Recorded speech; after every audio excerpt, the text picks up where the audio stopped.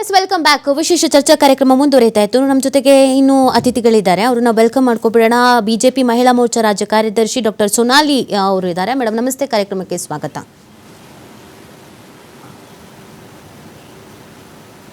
ನಮಸ್ಕಾರ.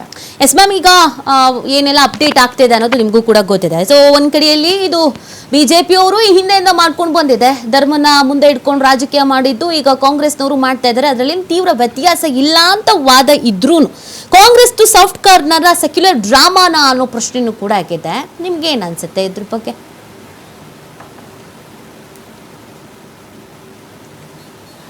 ಇದು actually minority appeasement politics ಚಾಲೂ ಮಾಡಿದ್ದಾರೆ, ಚಾಲೂ ಇರ್ತದ.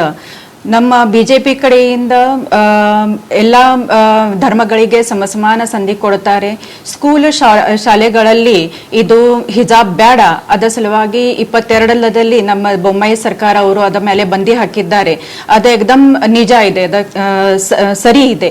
ಆ್ಯಕ್ಚುಲಿ ಇದು ಹಿಜಾಬ್ ಸ್ಕೂಲ್ಗಳಲ್ಲಿ ಕಾಲೇಜ್ಗಳಲ್ಲಿ ಇರಬಾರದು, ಅದು ನಮ್ಮ ಭಾವನೆ ಇದೆ. ಈಗ ಸುಪ್ರೀಂ ಕೋರ್ಟ್ದಲ್ಲಿ ಇದ್ದಾಗ ಮತ್ತೆ ರಿವೋಕ್ ಮಾಡೋದು ಏನು ಪ್ರಯೋಜನ? ಅದ ಅಪೀಸ್ಮೆಂಟ್ ಸಲುವಾಗಿ ಮಾಡಿದ್ದಾರೆ ಎಂದು ನಮ್ಮ ಭಾವನೆ ಇದೆ. ಓಕೆ ಎಸ್, ನಮ್ಮ ಜೊತೆಗೆ ಕಾಂಗ್ರೆಸ್ನ ಮುಖಂಡೆ ಸುರಯ್ಯ ಅಂಜುಮ್ ಅವರು ಇದ್ದಾರೆ. ಮೇಡಮ್ ನಮಸ್ತೆ, ಕಾರ್ಯಕ್ರಮಕ್ಕೆ ಸ್ವಾಗತ.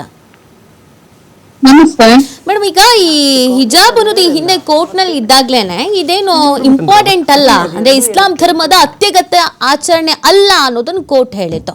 ಸೊ ಈಗ ಕಾಂಗ್ರೆಸ್ ನಿಮ್ಮದೇ ಸರ್ಕಾರ, ಅವ್ರು ನೋಡಿದ್ರೆ ಹಿಜಾಬ್ ಓಕೆ ಅಂತ ಹೇಳಿದ್ದಾರೆ. ನಿಮ್ಗೆ ಏನ್ ಅನ್ಸುತ್ತೆ? ಅಂದ್ರೆ ಈಗ ಧರ್ಮದ ಬಗ್ಗೆಯೂ ಕೂಡ ನಿಮಗೆ ಗೊತ್ತಿರೋದ್ರಿಂದ, ಸೊ ಪಕ್ಷದಲ್ಲೂ ಇರೋದ್ರಿಂದ ನಿಮಗೆ ಈ ಪ್ರಶ್ನೆ ಕೇಳ್ತಾ ಇದ್ದೀನಿ. ಹಿಜಾಬ್ ಇಂಪಾರ್ಟೆಂಟ್ ಅಲ್ಲ ಅಂತ ಹೇಳಿದ್ಲಾಗಿತ್ತು, ಬಟ್ ಈಗ ಸಮವಸ್ತ್ರ ಜೊತೆಗಿರ್ಲಿ ಅಂತ ಹೇಳ್ತಾ ಇದ್ದಾರೆ. ನಿಮ್ ನಿಲುವು?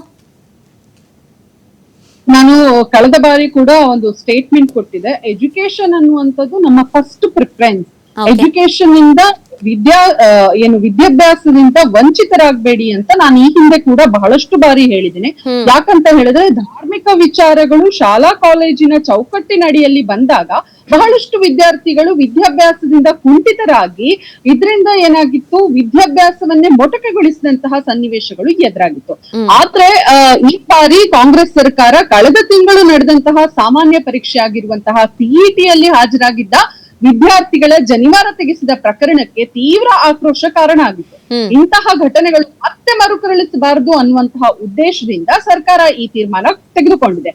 ಯಾಕಂತ ಹೇಳಿದ್ರೆ ಕೇವಲ ಹಿಜಾಬ್ ಬರೀ ನೀಡಿರುವಂತದ್ದಲ್ಲ, ಇದ್ರ ಜೊತೆಗೆ ಜನಿವಾರ ಆಗಿರಬಹುದು, ರುದ್ರಾಕ್ಷಿ ಆಗಿರಬಹುದು, ಇಂತಹ ಹಲವು ಧಾರ್ಮಿಕ ವಿಚಾರಗಳನ್ನ ಎತ್ತಿ ಹಿಡಿಯುವಂತದ್ದು ಕಾಂಗ್ರೆಸ್ ಸರ್ಕಾರ ಮಾಡಿದೆ. ಈಗಾಗಲೇ ಹೇಳಿದಂತೆ ಸೆಕ್ಯುಲರಿಸಂ ಅನ್ನ ಮತ್ತೆ ಕಾಂಗ್ರೆಸ್ ಎತ್ತಿ ಹಿಡಿದಿದೆ.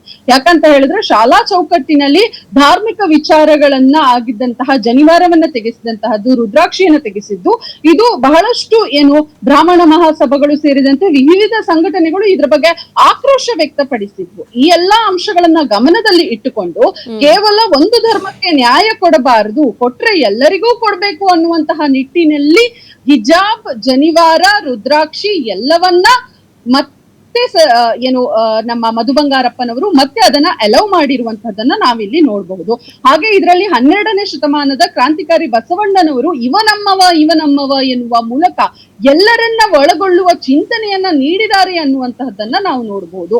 ವಿದ್ಯಾರ್ಥಿಗಳ ಸಮಾನತೆ, ಸೌಹಾರ್ದತೆ ಎಲ್ಲವೂ ಇದರಲ್ಲಿ ಆಶಯವನ್ನ ಒಳಗೊಂಡಿದೆ. ಹಾಗೆಯೇ ಎಲ್ಲದಕ್ಕಿಂತ ಹೆಚ್ಚಾಗಿ ಈಗಾಗಲೇ ಹೇಳಿದಾಗೆ ದೇಶದಲ್ಲಿ ಚಿನ್ನ ಖರೀದಿ ಮಾಡಬೇಡಿ, ಪೆಟ್ರೋಲ್ ಖರೀದಿಸಬೇಡಿ ಅನ್ನುವಂತಹ ಅನ್ಡಿಕ್ಲೇರ್ಡ್ ಎಮರ್ಜೆನ್ಸಿ ಘೋಷಣೆ ಆಗಿದೆ.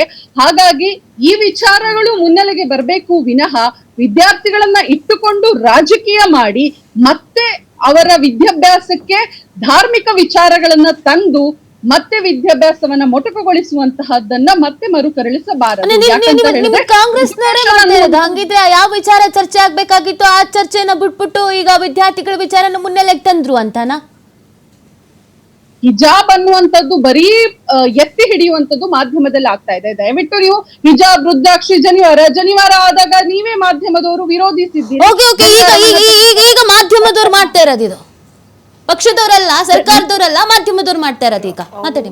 ಅವ್ರು ಹೇಳಿದ ಪ್ರಕಾರ ನರೇಂದ್ರ ಮೋದಿ ಅವರು ಎಮರ್ಜೆನ್ಸಿ ಅಂತ ಹೇಳಿದ್ರು. ಅವ್ರು ಎಲ್ಲೂ ಕೂಡ ಆದೇಶ ತಂದಿಲ್ಲ. ಅವ್ರು ಹೇಳಿದ್ದು ಚಿನ್ನ ಖರೀದಿನ 1 ವರ್ಷ ತನಕ ಮುಂದೂಡಬಹುದಾ ಅಥವಾ ಕಡಿಮೆ ಮಾಡಬಹುದಾ? ಎಲ್ಲೂ ನೀವು ಈಗ ನಾಳೆ ಯಾರ್ದೋ ಮನೆಯಲ್ಲಿ ಮದುವೆ ಇದೆ, ನಮ್ಮ ಮನೆಯಲ್ಲಿ ಖರೀದಿಸಬೇಡಿ ಅಂತ ಅವ್ರು ಎಲ್ಲೂ ಹೇಳಿಲ್ಲ. ಕಮ್ಮಿ ಮಾಡಬಹುದಾ ಅಥವಾ ಸಾರ್ವತ್ರಿಕವಾದ ವಾಹನಗಳಲ್ಲಿ ನಾವು ಯೂಸ್ ಮಾಡ್ಕೋಬಹುದಾ ಅಥವಾ ಮಿತವ್ಯಯ ಮಾಡ್ಕೋಬಹುದಾ ಅಥವಾ ವರ್ಕ್ ಫ್ರಮ್ ಹೋಮ್ ಮಾಡಬಹುದಾ? ಈ ತರದನ್ನು ದೇಶದ ಜನಗೆ ಹೇಳಿದ್ದಾರೆ ಹೊರತು ಎಲ್ಲೂ ಕೂಡ ಅವರು ಆದೇಶಿಸಿಲ್ಲ. ನಿಮ್ಮ ಅಂಜುಮ್ ಸುರೈ ಅವರು ಎಮರ್ಜೆನ್ಸಿ ಮಾಡಿದ್ದಾರೆ ನರೇಂದ್ರ ಮೋದಿ ಅವರು ಅಂತ ಹೇಳಿದ್ರು. Please take back that word. One second